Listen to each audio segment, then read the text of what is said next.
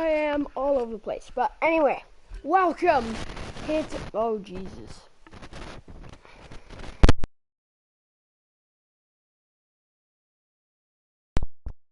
It's all tangled. Hold up.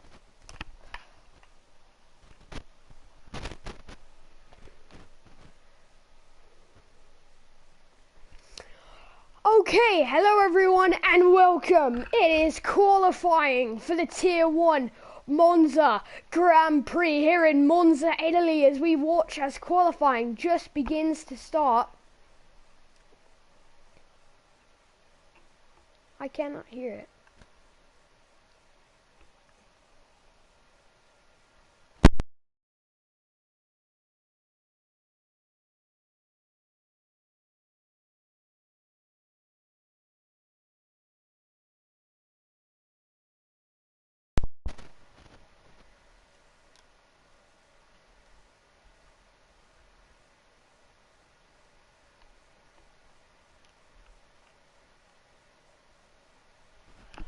Hold up. I can hear it. I cannot hear it. I'm kidding. Actually though, why can't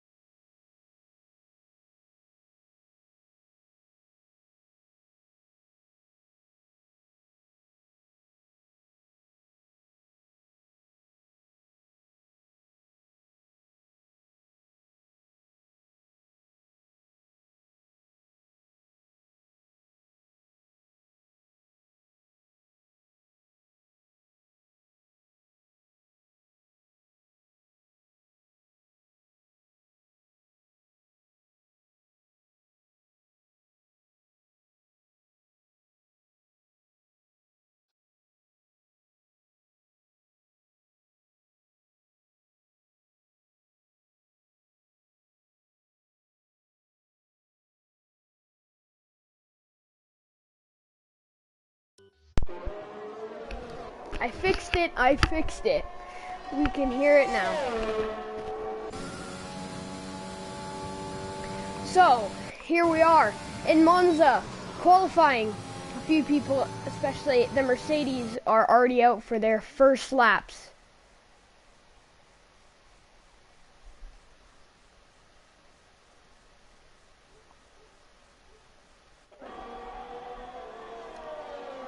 So here we go around this quick circuit. 3 sectors. Although the corners are pretty easy, you have to be exactly precise into the chicanes and around these turns, because one mistake could put you in either the gravel track or the grass track here in Monza. This track is not very forgiving if you go off the track, but a lot more forgiving than a street circuit. But if you touch that grass, you're going to be losing lots of time, and possibly Mutter has possibly had a crash, but he is out of the session. So yellow flags in sector 2, so that is obviously where he is parked. We'll see if you can see on the map down at the bottom right side of your screen. You can see him right there. It was into that second chicane of the lap. So, nobody in the pits. Epic Chris in the Haas is on an outlap. And the fastest time is the Mercedes of Sebi. Oh, and there's debris there as well. Somebody else has gone off. It's Ryan Van Bergen. His session comes to an early end with no time. So as long as the other two bottom, Epic Chris and the Wild Storm, and as we watch the AlphaTauri, hit spins out as well and collides with the barrier. You can see from this camera angle, you can see on the bottom right side of your screen that Williams parked right there. But will this AlphaTauri be able to get back out on track, or is that his session over? He's looking to get back out, almost comes out at a dangerous spot and hits that Red Bull. But he's trying to get back up, but just the drift and he has been unable to do it. But Ryan Bergen, who has no time, is struggling. Is going to be struggling from the back of the grid tomorrow.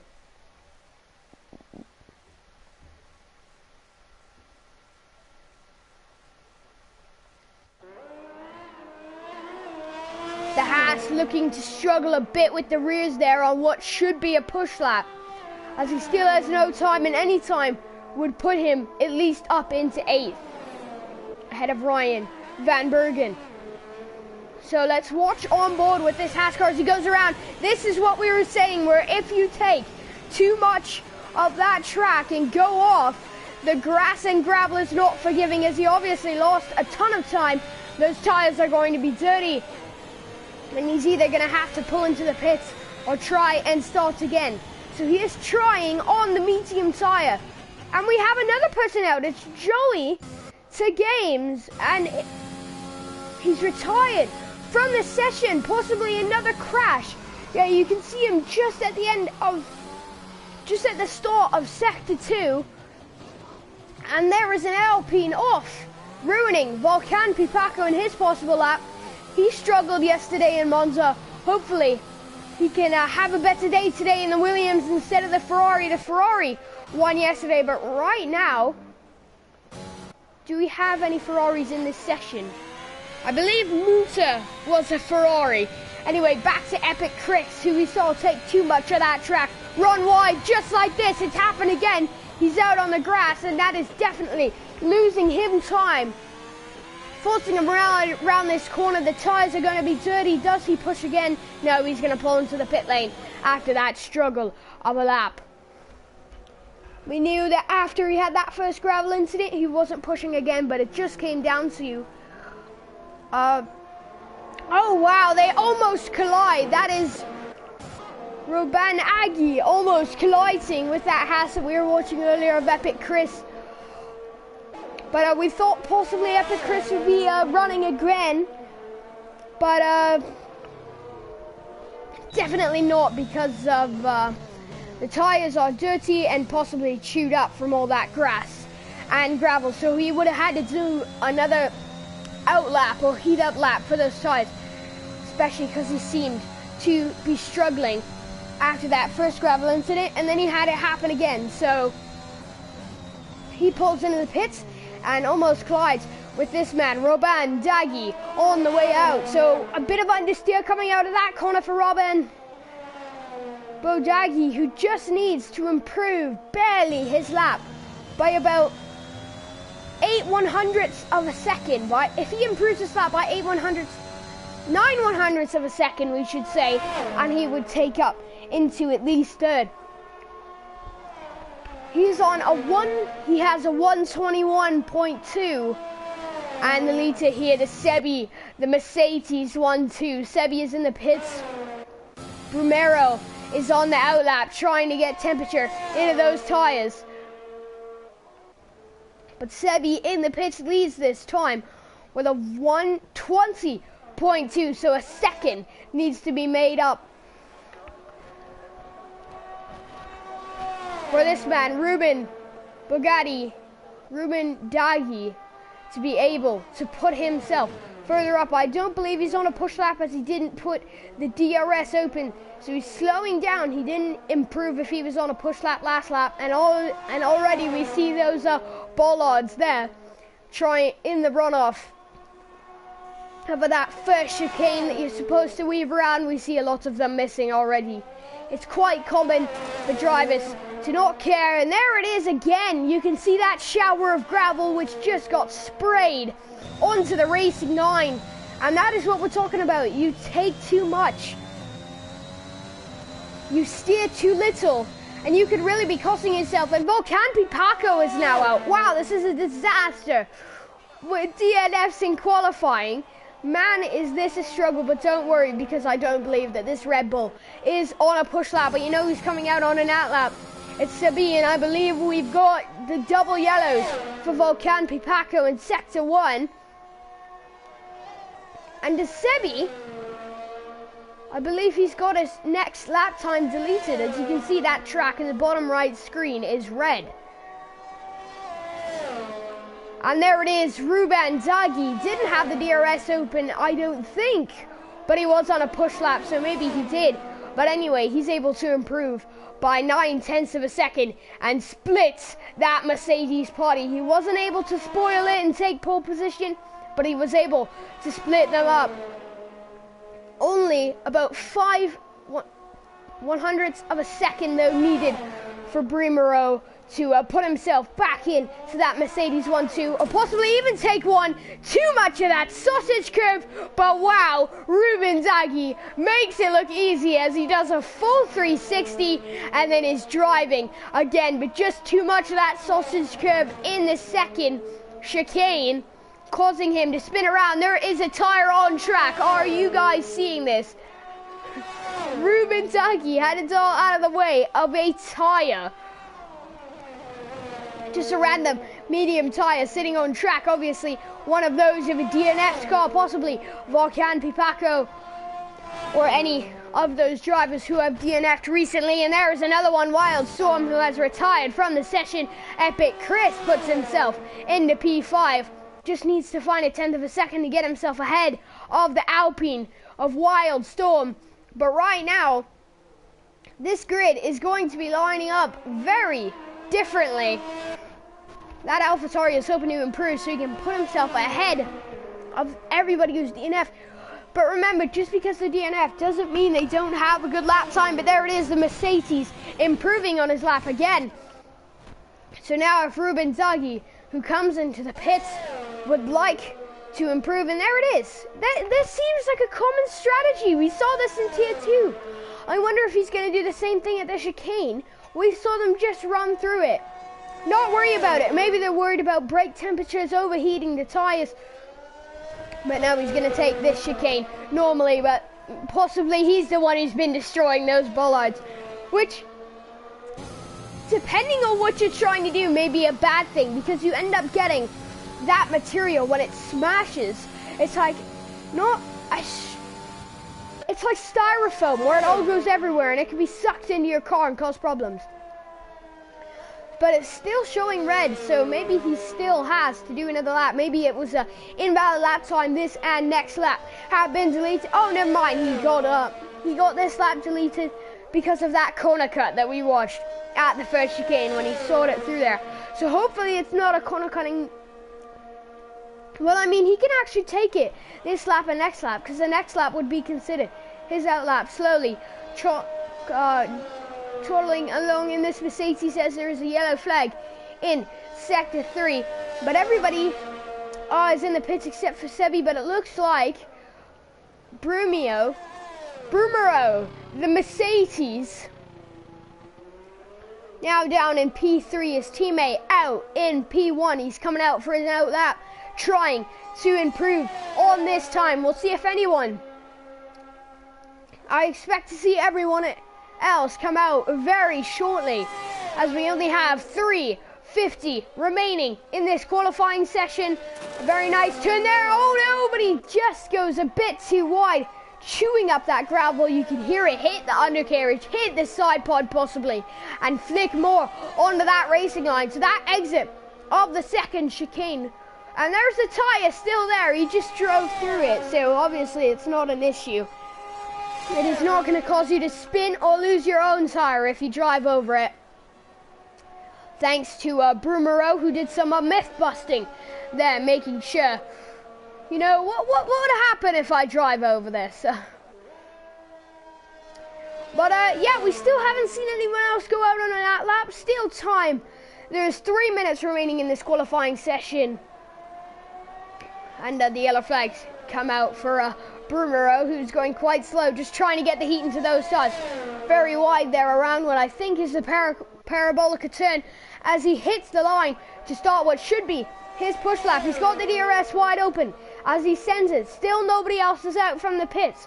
Nobody else is coming out as he sends it into turn 1. A nice line there, getting nice and wide, hitting maybe just a bit too much apex on that corner. We didn't see as much gravel fly into the air, but it did seem like just a skim inch of those tires was just slightly into the grass gravel area at the end of that corner. But as he heads into the second chicane where people have struggled, you can hear him. The same thing there, the gravel flicking out, possibly hitting the undercarriage. Not a big shower though, so it's not on the racing line. But there again, it's happened. He can hear the cheer from the grandstands. But as he just goes wide, finds that medium tire again, just tapping it, it's not moving. And it's stuck in track, but there it is. The lap time has been deleted for Brumero for track limits. So he is going to have to bring this Mercedes to the line and try again. But now we have people out. Everybody is out except the AlphaTauri of Algaran. So Sabi, who's looking to hold his position in P1, is currently ripping up the engine on those high revs.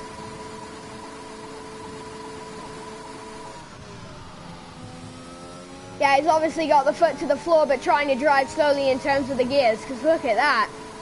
Man, is that thing revving up. Oh, the engine is crying right now. And there you can hear the sounds of that deep-pitched Red Bull car of Robin Dagui, who is 3/10 off pole position. And I'd say the same for Brumero, who had his lap time deleted. We got yellow flags in Sector 3 as Sebi comes around to start what should be his final lap. His teammate is shooting to the side, maybe a bit too much. Sebi was trying to use his teammate as a slipstream, and Brumero takes that invalid as he goes off, but Brumero was trying to get out of the way for his teammate Sabi, and Sabi wanted him as a slipstream. So he kept going over to the right side of the track, trying to give the room to his teammate, and ends up tapping the wall. So Brumero, unless Epic Chris or Algara can improve, he will be P3. As you can see in the bottom right hand screen, the track map which shows red, which means his lap time has been deleted as he waits for that Red Bull of Ruben Dagui. This is his last chance. When he hits the line, this is his last chance to get pole position. We haven't been on him all lap, but it's also going to be around the final parabolica turn, which I think it is called, don't quote me on that one, is Sebi. So he's going to come to the line. Does he improve on that track time, getting right up to the line? No, he does not. He hits the checkered flag with the same time. So if Ruben Dagui is up 0.3 of a second, he could take pole position in Monza for tomorrow's race. No, he can't. He can improve by 0.1 of a second. This man is not improving as his lap time was deleted. So as we go to Epic Chris to take the line, we have a lot of drivers who won't be able to take the line. It's Algarat who takes the checkered flag. P9 with a 1:36.8. So that was not a good qualifying session for the AlphaTauris. He swings his car around, taking it there. Then he's going to dart over to the right side of the track from the left, take the line, and we're going to see where he was able to put his Haas car.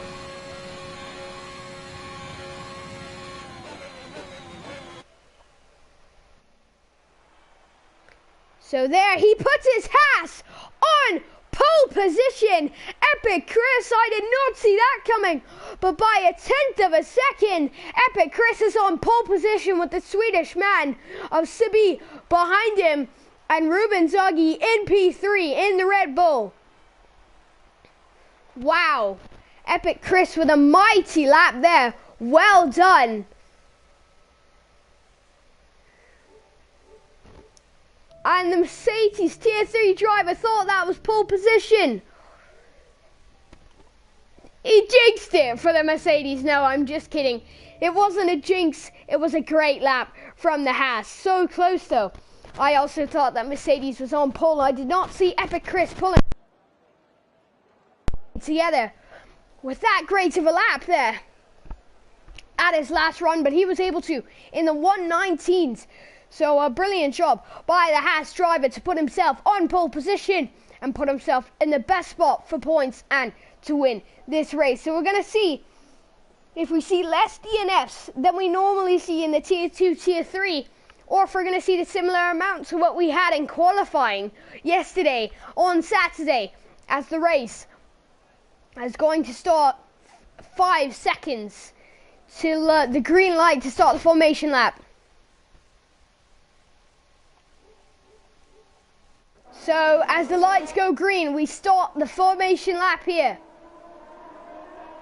Yeah, car's weaving all over the track, and then you can see the Haas not heating up his tires as much, not doing the dancing routine, but the man behind him, Sebi, in the Mercedes is. So the Mercedes right now are 2-4. The Red Bull's 3-7. There's a predicted pit stop strategy powered by ABS, so it looks like the soft tires are going to be performing for 7 to 12 laps in this race today, expected. And we will probably see that again on our screen.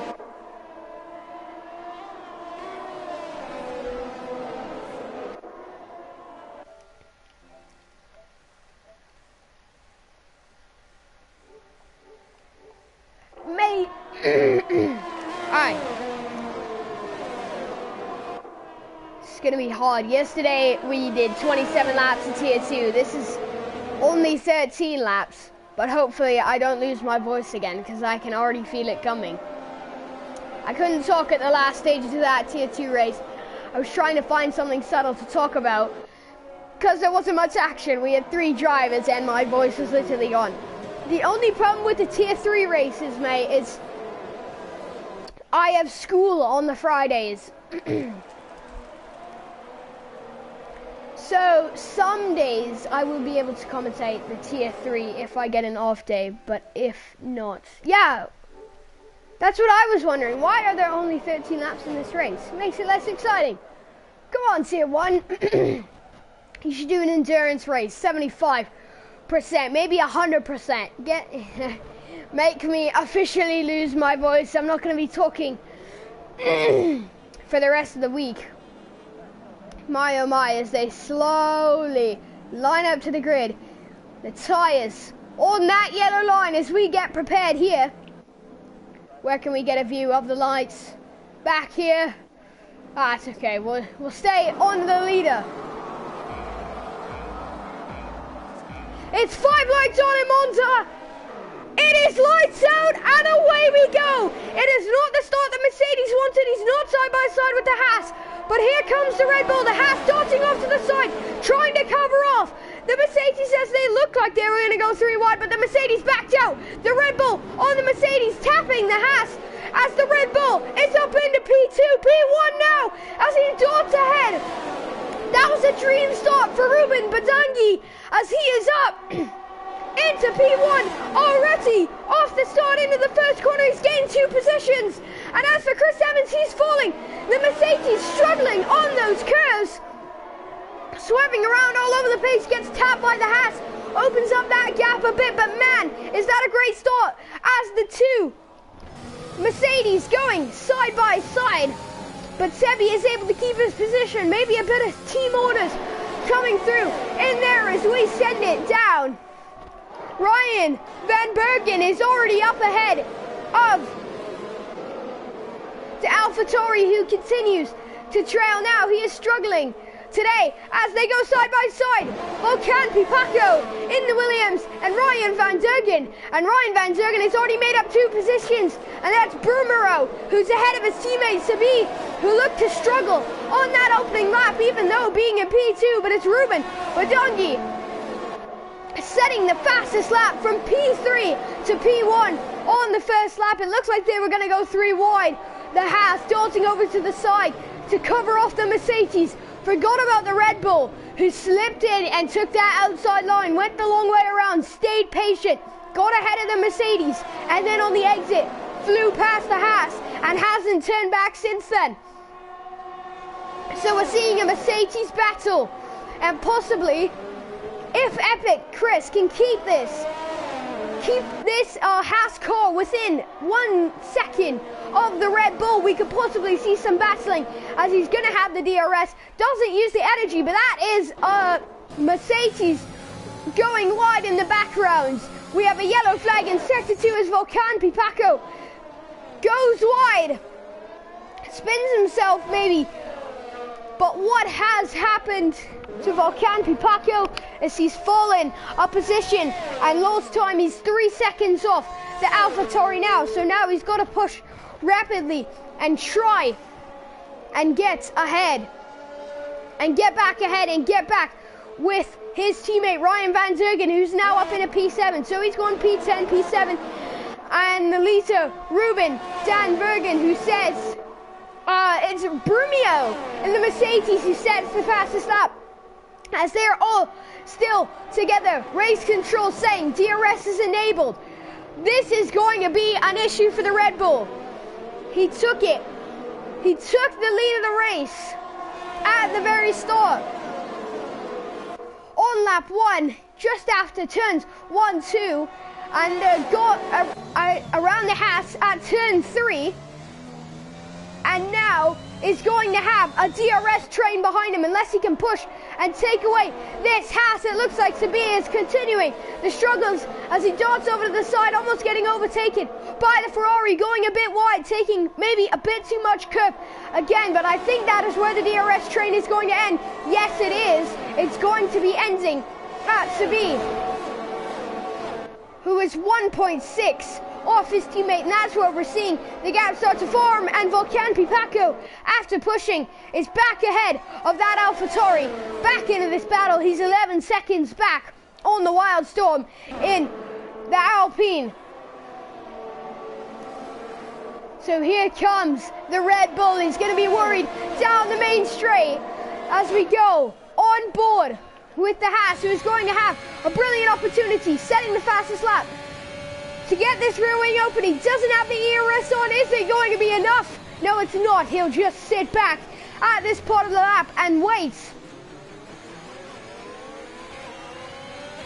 for possibly the next DRS zone to try and get ahead of Ruben Van Bergen. It is Wildstorm overtaking Ryan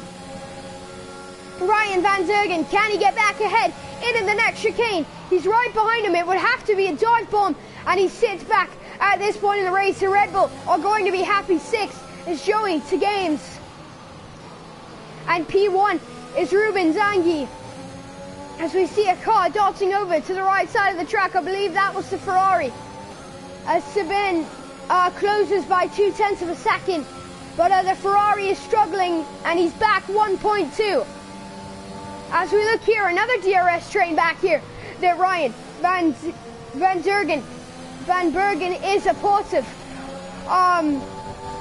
Losing a bit of time around that turn, and his teammate Volkan Pipaco's behind him, but not right behind him. He's 12 seconds off. A 3-second time penalty just awarded to Volkan Pipaco, who looks to be struggling on these soft tires. Maybe the wear has come in a bit earlier than he thought it would, but we're back on board with the Haas car.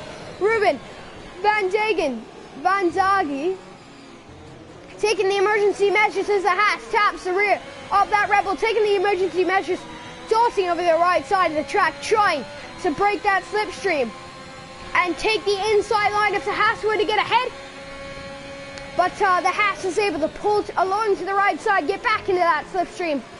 Ruben Dangi realized he was not getting ahead and pulled back to the outside, to the racing line, to get the best turn into that chicane. But as we're still on board with the Haas car, who started on pole, lost P1 on the final lap, but now is pushing to try and get it back with this DRS. And also, Brumio is also looking to get some benefit here in this DRS train in the Mercedes.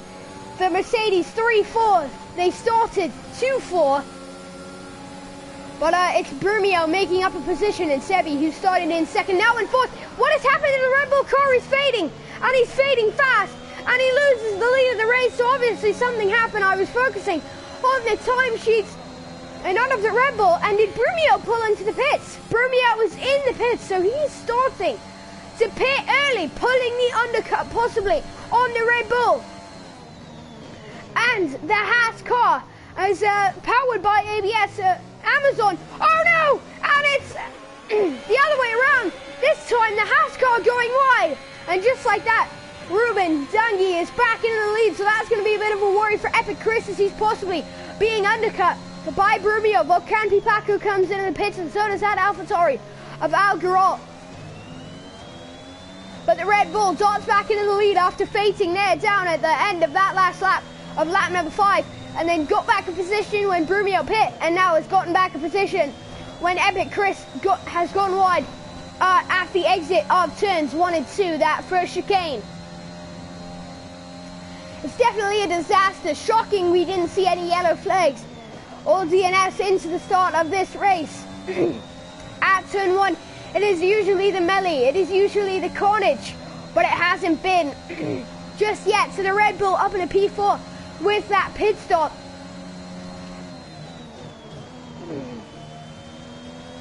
So now the Red Bull are going 1-4. Can he push and get close to the Mercedes of Sabi? And there it is. Ruben trying to stop this undercut. Did he take damage there? It looked like a piece of debris there. You can see it came flying into the pits when he entered. But I don't think it will be. It's who is going to have the quickest stop as they double stack the Red Bull. Not as clean as you would want it to be. If only Ruben Zangi was just a bit further ahead. But what has happened to Epic Chris? He's had a horrible pit stop. He's down in P8. I went the wrong way down the charts, but he is going to be behind a lot of traffic, and that could just have ruined his start, ruined his chance at P1. So the Wild Storm hasn't pit yet, possibly going to start struggling on these soft tires soon, as we expect the pit window to be open now from lap 7 to lap 12. So lots of people pitting on that lap, especially the Red Bull 1-2. Ryan Van Dergen is ahead of the Red Bull, who had a bit of a struggled pit stop. Wasn't a smooth double stack, as he just needed about 2/10 more time as they come in tight with each other. Joey the Games is back ahead, being patient, staying side by side and getting back ahead of that Williams. So the Wild Storm most likely pitting this lap. We'll see. Yes, he is. And obviously Brumero trying to get that undercut did not work. Epic Chris with a 3-second time penalty as we go around the final turn of the Parabolica. This is going to be P1 back again for the Red Bull. So after the pit stops, after the strategy, if he can keep his car in this P1, he's definitely worried about the DRS as he's got the ERS on. The DRS is going to be activated for the Mercedes as Ruben tries to break the slipstream, but it's not going to be a problem because into turn 1, he's in the clear. And the Mercedes still out of striking distance at this point. Lap 18 to 13. And after all the pit stops, Ruben Dangi is back into the lead. Let's check and see if anyone hasn't pit stopped. So there is a position change. You can see Epic Chris falling 7 positions. Sebi falling 1. And Ruben and Brumio are both up 2. There we look at the pit stop. So everyone has stopped, and it is predicted a 1 stop. I don't see it going any other way unless you struggle with the tires or get damaged. Ryan Van Dergen gets ahead of Muto, obviously having a spin or a struggle or something, because not only did Ryan Van Dergen get by, so did Epic Chris. So now Epic Chris is going to have a shot at Ryan Van Dergen. The Haas and the Williams possibly going to have a scrap down the main straight. We'll stay on board and see as he really pulls in this slipstream to Ryan Van Dergen. Maybe they're going to have a scrap right here around the Parabolica. Yes, they will. Ryan Van Dergen makes no effort to break that slipstream as they go side by side, wheel to wheel. The Haas is ahead, being forced a long way round. But on the exit, round back comes Ryan Van Dergen. Oh no, it's a time penalty for Ruben Zangi, the man in first, so he's going to have to open it up a lot of time. Still side by side, these two have been side by side since the very last turn of this lap as the DRS, they're still side by side. Into turn 1, they make a bit of contact. Not much of an issue, but maybe it is for Ryan Van Dergen, who cuts under the Haas car. What a side-by-side battle we saw there. But Ryan Van Dergen obviously getting past Ryan Van Bergen. Ryan Van Dergen, why was I calling him Dergen? Ryan Van Bergen, we got a yellow flag set to 2. Oh, it is Brumio. No, the Mercedes, who had such a good race available to him, is now out, and the possible Mercedes 2-3, 2-4, or maybe even 1-2 has been cut short as Brumio is out of this race.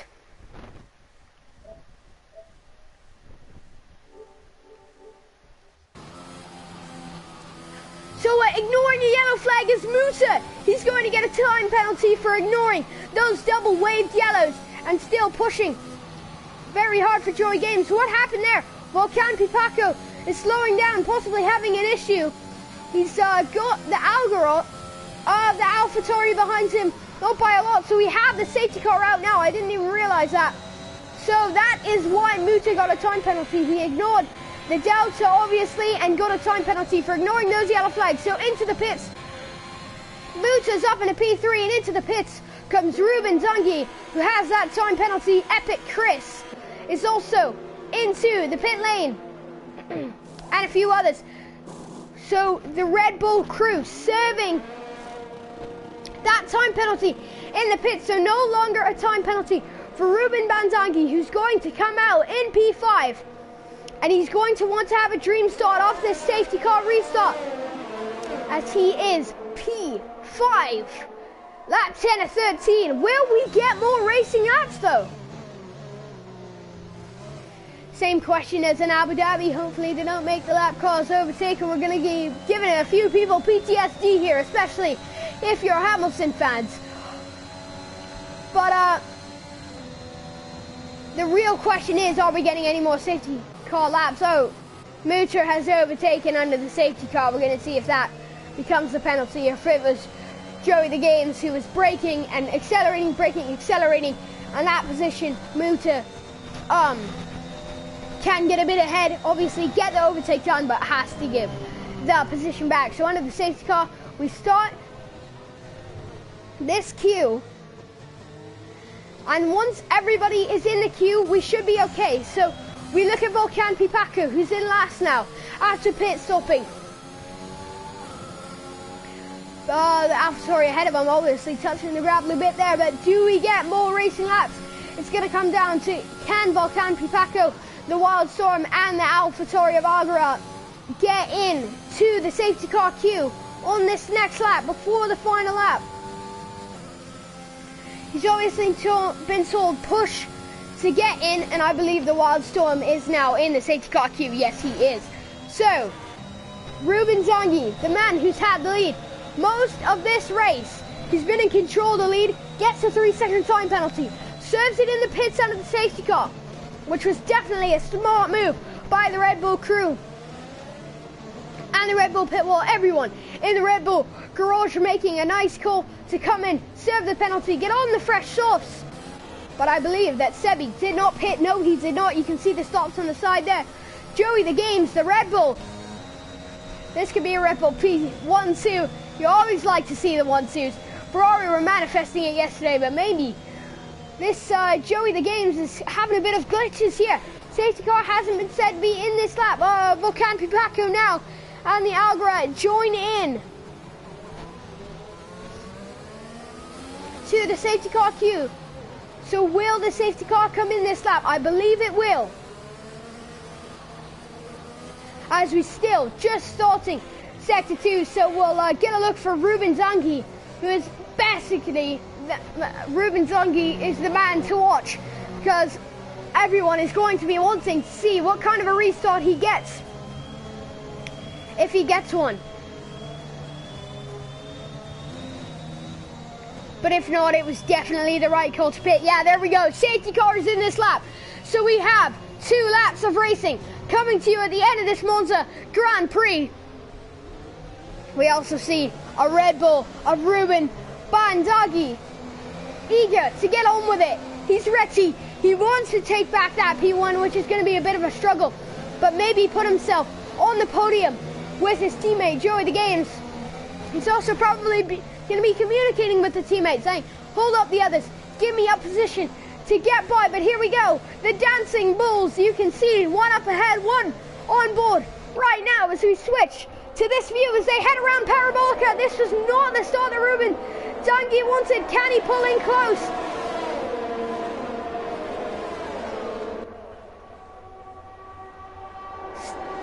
green flags get waved and it's a restart as Ruben Zangi is going to want to dive into turn 1. He's possibly going to be able to do it, but the Williams just pinching off a big lockup for someone there.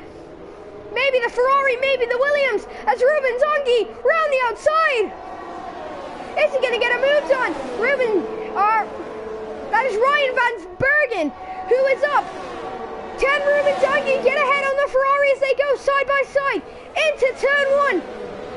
Oh my God, he's had a Red Bull incident! He hits the sausage curb, pops himself up on the Ferrari, and oh no! Trying to get back into this race has crunched himself into the wall, and that is race over for the man who used to be the race leader. It's Ruben Zangi who is out of this race now. Red Bull is relying on his teammate to maybe get into P2 or just stay in P1. We're not going to get any DRS until the very final straight, I believe, unless they come around and they may get it on this lap. Throughout this lap, but we're not going to get a main straight. We're following laps. It's down the inside for the Red Bull as they go side by side. Down the main straight, it's the Red Bull of Joey the Games getting the fastest lap, but getting that taken away by Epic Chris.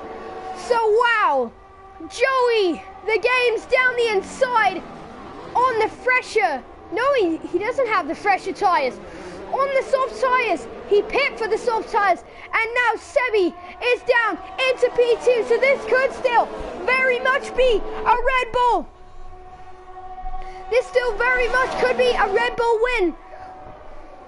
It was a great opportunity for his teammate, but it doesn't result in anything. Flicking up some gravel, flicking it possibly up into the Mercedes car, trying to create some ruckus. He does it again, not as much of a shower there around that turn. As they go onto the curve, the Red Bull escaping away. He's 8/10 up. No, but he has a time penalty. Let's get a look at that. Oh, he's gone wide through that turn. He's going to lose time. But let's get a look. Oh, sorry, wrong thing. Let's get a look at the penalties here. He's got 6 seconds worth of time penalties. So he is going to be massively falling into the charts. He is going to end up in last, right? As he takes the checkered flag in P1. He won't be P1. Oh no! Just like Bram comes crashing across the line, hits the Haas car. And he ended up finishing P5. What the hell? Oh, Jesus! Gets smashed in by the Williams. It's Red Bull fashion. Yesterday, F1 Bram did the exact same thing. Driver of the day. Congratulations, Ryan Bedurgan. Ryan Bedurgan, you are the driver of the day.